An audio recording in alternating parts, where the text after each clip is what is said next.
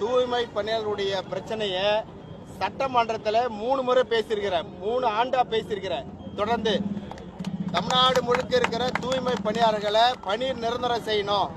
அதிலும் கொரோனா காலகட்டத்தில்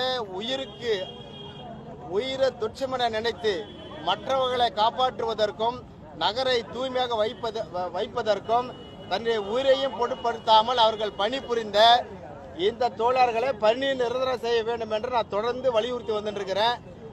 தூய்மை பணியாளர்கள் என்றால் அவர்கள் தலித்துகள் என்றால் அங்கே சிறுத்தைகள். ஏன் திருமாவளவன் இந்த அரசை எதிர்த்து போராடவில்லை? இப்படி விமர்சனங்களை கொண்டு போகிறார்கள். குப்பை அள்ளுகிற தொழிலை குப்பை அள்ளுகிறவர்களே செய்ய வேண்டும், அரசு பணியாளர்களாக அவர்களை மாற்ற வேண்டும் என்கிற அந்த கோரிக்கையில் நமக்கு மாற்று கருத்து இருக்கிறது. சொல்ல போனால் அதை எதிர்த்துதான் நாம் பேச வேண்டும்.